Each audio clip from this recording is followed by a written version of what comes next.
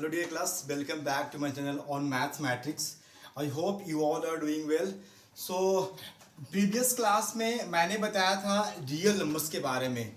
Real numbers के पूरा concept मैंने क्लियर किया था जिसमें था रैशनल और इरैशनल.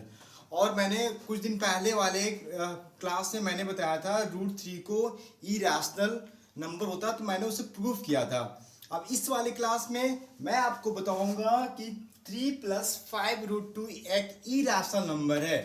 तो ये है 3 हमारा है रैशनल नंबर और 5√2 है इरैशनल नंबर. तो हमने बताया था लास्ट वाले क्लास में रैशनल और इरैशनल दोनों का सम हमेशा इरैशनल आता है. अब इसी को हमें प्रूव करना है कि ये इरैशनल नंबर है जहां पे गिवन क्या है कि √2 एक इरैशनल नंबर है. So let's start the video. तो सबसे पहले अगर इसे हमें प्रूव करना है कि इरैशनल है तो हम इसे इसका सीधा अपोजिट चलते हैं. तो हम लोग सपोज कर सकते हैं कि 3 + 5√2 एक रैशनल नंबर है. तो हम लोग मान लेते हैं सपोज 3 + 5√2. सपोज दैट 3 + 5√2 एक रैशनल नंबर है. Is a rational number. That means ये एक परिमेय संख्या है. अगर 3 + 5√2 एक रैशनल नंबर है मतलब एक परिमेय संख्या है, मतलब इस नंबर को हम p/q के फॉर्म में लिख सकते हैं. क्योंकि मैंने प्रीवियस क्लास में बताया था किसी भी रैशनल नंबर को p/q के फॉर्म में लिख सकते हैं. तो यहाँ पे हमने सपोज किया 3 + 5√2 एक रैशनल नंबर है. दैट मीन्स 3 + 5√2 को हम p/q के फॉर्म में लिख सकते हैं. राइट. अब जहां पे p और q क्या है, p और q यहाँ पे है इंटीजर्स. p और q है इंटीजर्स या फिर आप बोल सकते हैं को प्राइम नंबर. तो को प्राइम नंबर वैसा नंबर जिसका सिर्फ एक ही फैक्टर हो, 1 के अलावा कोई और कॉमन फैक्टर नहीं हो. तो यहाँ पे हमने सपोज कर लिया कि ये एक रैशनल नंबर है. मैंने इसे p/q के फॉर्म में लिख दिया. p और q इंटीजर्स है या फिर एक को प्राइम है, मतलब 1 के अलावा कोई और कॉमन फैक्टर नहीं है. अब इसमें सिंपल सा लॉजिक ये है, जो गिवन है यहाँ पे गिवन है √2 एक इरैशनल नंबर है. तो जो गिवन है उसको इक्वल टू के एक साइड लाएंगे और बाकी डिजिट को इक्वल टू के दूसरे साइड ले जाएंगे. सो यहाँ से हमें √2 को अलग करना है इससे. तो यहाँ से सिंपल कैलकुलेशन करेंगे. 5√2 इक्वल टू कर सकते हैं p/q. ये प्लस में है, इधर आएगा राइट साइड में तो ये होगा -3. अब यहाँ से कर सकते हैं. अब हमें यहाँ पे सिर्फ √2 ही लाना है. तो यहाँ से 5 को हटाएंगे तो 5 यहाँ पे मल्टीप्लाई में है, इधर ले जाएंगे तो ये होगा डिवाइड में. मतलब यहाँ से आएगा हमारा p/5q -3/5. ये हो गया √2 = p/5q -3/5. अब हमने माना था ये एक रैशनल नंबर है मतलब p/q के फॉर्म में लिख सकते हैं. यहाँ पे p और q, p/q क्या है, एक रैशनल नंबर है. ये हो गया रैशनल नंबर. अगर ये एक रैशनल नंबर है तो रैशनल नंबर में हम कोई भी नंबर से रैशनल नंबर से या फिर डिवाइड करें या फिर सब्ट्रैक्ट करें या फिर ऐड करें या फिर उसका प्रोडक्ट निकालें, वो हमेशा रैशनल नंबर रहेगा. रैशनल नंबर में कोई चेंजिंग नहीं होगा. रैशनल नंबर में हम कोई भी रैशनल नंबर से ऐड करें, डिवाइड करें, सब्ट्रैक्ट करें, वो हमेशा रिजल्ट जो हमारा आउटपुट देगा वो हमेशा रैशनल नंबर ही आएगा. तो p/q है. p/q को अगर हम 5 से डिवाइड कर दें फिर भी ये कैसा नंबर रहेगा, ये रैशनल नंबर ही रहेगा. क्योंकि हमने 5 से डिवाइड किया है और 5 भी हमारा रैशनल नंबर है. अब इसी रैशनल नंबर में हम कुछ सब्ट्रैक्ट भी कर देंगे, मतलब इसी रैशनल नंबर में हम किसी रैशनल नंबर को सब्ट्रैक्ट भी कर देंगे, फिर भी हमें जो रिजल्ट आएगा वो रैशनल नंबर ही होगा. तो हमने इसमें सब्ट्रैक्ट कर दिया -3/5. तो ये फिर भी नंबर रहेगा रैशनल नंबर. तो हमने √2 = p/5q -3/5 यहाँ पे आया था. तो ये पूरा क्या हो गया हमारा, यहाँ हमने प्रूव किया कि ये एक रैशनल नंबर है. ये आ गया रैशनल नंबर और ये पूरा डिजिट ये इक्वल है √2 का. दैट मीन्स √2 भी होगा हमारा रैशनल नंबर. ये इक्वल है √2 के. ये पूरा डिजिट रैशनल नंबर है मतलब कि √2 भी होगा रैशनल नंबर. √2 भी है रैशनल नंबर. राइट. अगर ये रैशनल नंबर हो गया बट यहाँ पे क्या गिवन है, √2 एक इरेशनल नंबर है, बट हमने जब प्रूफ किया तो यहाँ पे √2 एक रैशनल नंबर आ गया, मतलब कि यहाँ पे कॉन्ट्राडिक्शन अराइज हुआ है। ये कॉन्ट्राडिक्शन अराइज क्यों हुआ है? क्योंकि हमने 3 + 5 √2 को रैशनल नंबर माना था। तो हम यहाँ से लिख सकते हैं that means our assumption was wrong. यहाँ but we know that but it's given that √2 be an irrational number. यही तो गिवन था हमारा, एन इरेशनल नंबर। मतलब कि हमने जो सपोज किया था वो गलत है। ये कॉन्ट्राडिक्शन अराइज क्यों हुआ है? क्योंकि हमने जो सपोज किया था वो गलत है। That means our assumption was wrong, right, was wrong. Hence अब आवर एजम्पशन वाज रॉन्ग मतलब हमारा जो माना हुआ वो गलत हो गया। तो 3 + √5 √2 कैसा नंबर होगा?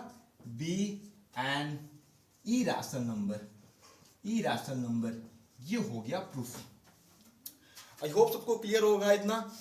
अगर आप मैंने पिछले प्रीवियस कुछ दिन पहले वाले वीडियो में मैंने √3 को इरेशनल नंबर प्रूव किया था। अगर वो आप तक वीडियो आपने देखा नहीं तो यहाँ पे आई बटन पे क्लिक करके आप डायरेक्ट उस वीडियो के ऊपर जा सकते हैं और आप उसे वॉच कर सकते हैं। सो ये था हमारा 3 + 5 √2 को रैशनल नंबर। अब आगे हम लोग प्रूव करेंगे 3 - 4 √2/7 को इरेशनल नंबर। तो बढ़ते हैं आगे। अब जानेंगे कि 3 - 4 √2 डिवाइड 7 एक इरेशनल नंबर होगा, जहां पे गिवन है कि √2 एक इरेशनल नंबर है। तो इसमें भी सेम लॉजिक लगाएंगे, सेम कॉन्सेप्ट है। जो गिवन है उसको इक्वल टू के एक साइड लाएंगे और बाकी डिजिट को ले जाएंगे इक्वल टू के दूसरे साइड। तो ये एक इरेशनल नंबर है, तो हम लोग सबसे पहले सपोज कर लेते हैं ये एक रैशनल नंबर है।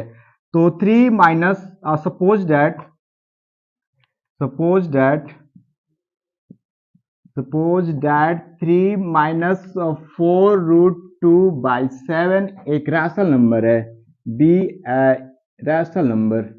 अगर ये रैशनल नंबर है तो हम लोग जानते हैं अगर कोई भी नंबर हो, रैशनल नंबर हो, डेट मीन उसको हम p/q के फॉर्म में लिख सकते हैं। तो 3 - 4 √2/7 को भी हम लोग p/q के फॉर्म में लिख सकते हैं। अब यहाँ पे √2 गिवन है इरेशनल, तो √2 के रखेंगे इक्वल टू के एक साइड में, बाकी डिजिट को ले जाएंगे दूसरे साइड में।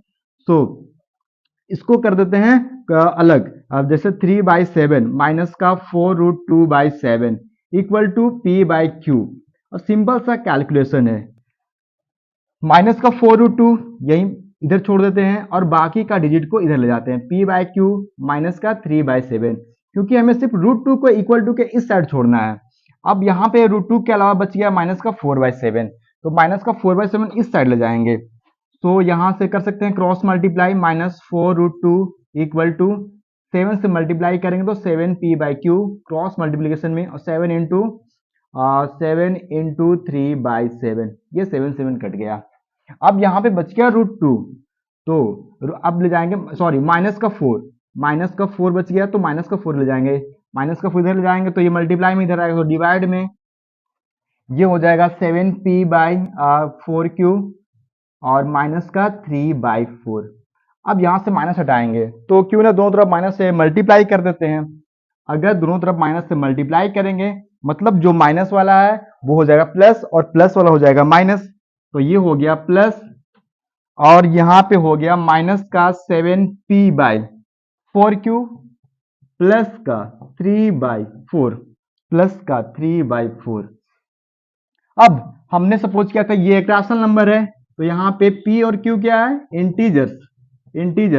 मतलब हम लोग जानते हैं कि इंटीजर्स बाय इंटीजर्स होता है रैशनल नंबर, मतलब कि यहाँ पे p/q है एक रैशनल नंबर। अब मैंने बताया था इसके जस्ट प्रीवियस वाले क्वेश्चन में, रैशनल नंबर में किसी भी रैशनल नंबर से मल्टीप्लाई करें, डिवाइड करें, सब्ट्रैक्ट करें तो वो रैशनल नंबर ही आएगा।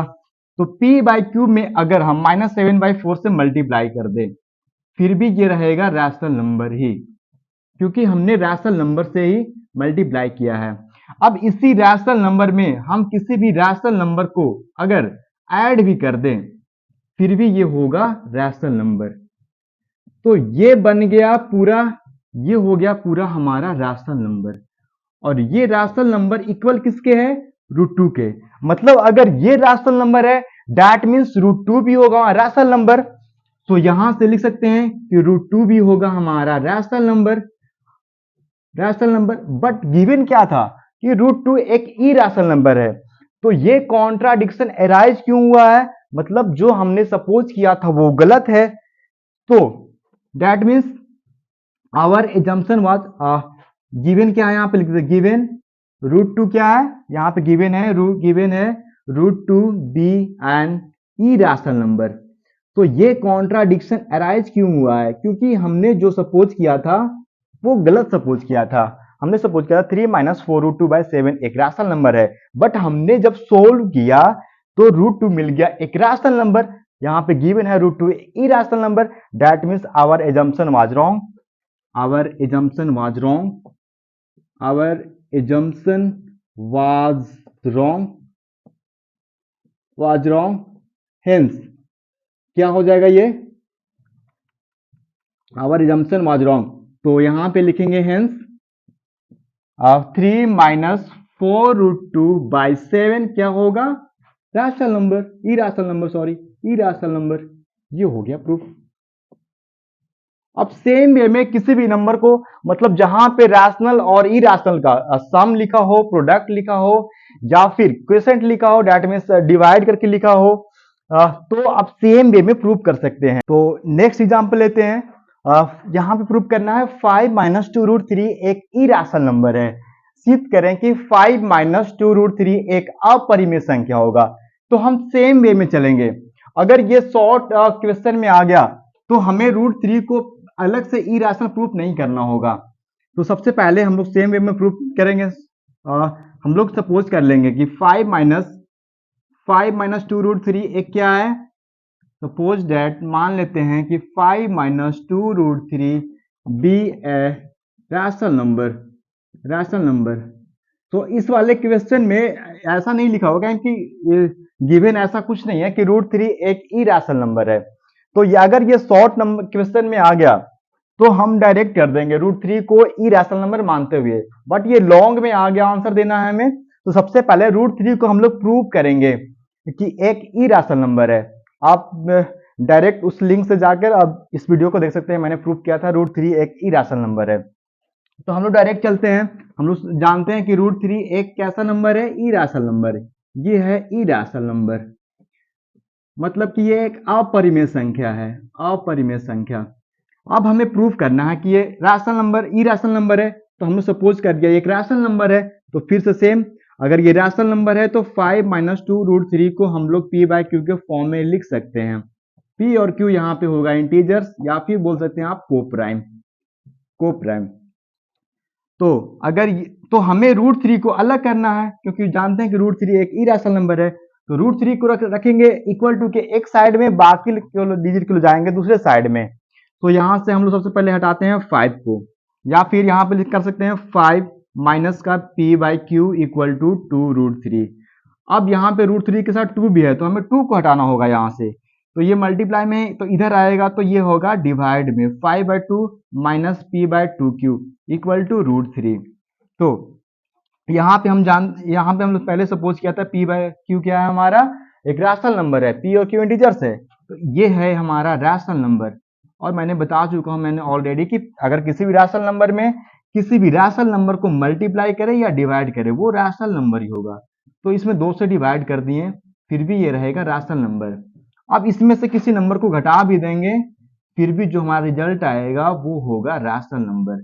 तो ये हो गया रैशनल नंबर, मतलब कि ये पूरा डिजिट ये वाला हो गया हमारा टर्म, ये पूरा टर्म हो गया रैशनल नंबर। और ये रैशनल नंबर किसके बराबर है? ये √3 के बराबर है। और हमें पता है कि √3 एक रैशनल नंबर होता है। तो यहां से क्या हम, अगर ये रैशनल नंबर हो गया दैट मीन्स √3 भी होगा रैशनल नंबर, ये भी होगा rational number. But we all know about that कि √3 एक इरैशनल नंबर है। वी नो दैट हम लोग जानते हैं कि √3 एक इरैशनल नंबर है, be an irrational number. So ये कॉन्ट्राडिक्शन अराइज क्यों हुआ है? क्योंकि हमने जो सपोज किया था वो गलत है। That means our assumption was wrong. Our assumption was wrong. Our assumption was wrong. Hence ये कैसा नंबर होगा? √3 ये वाला टर्म पूरा टर्म 5 माइनस का 2√3 एक इरेशनल नंबर होगा. 5 माइनस 2√3 होगा हमारा इरेशनल नंबर, जिसे बोलते हैं हम लोग अपरिमेय संख्या. अपरिमेय संख्या. तो ये था रैशनल और इरेशनल का कॉम्बिनेशन, मतलब कि सब्ट्रैक्ट, डिफरेंस या सम या प्रोडक्ट या फिर उसका कोसेंट. हम लोग मैंने प्रीवियस क्लास में एक्सप्लेन भी किया था कि रैशनल और इरेशनल का सम निकालें या प्रोडक्ट निकालें या फिर डिफरेंस या फिर उसका कोसेंट, हमेशा इरेशनल ही आएगा. उसी को मैंने आज प्रूव किया था. So thank you for watching this video. Please don't forget to subscribe my channel and hit the like button also.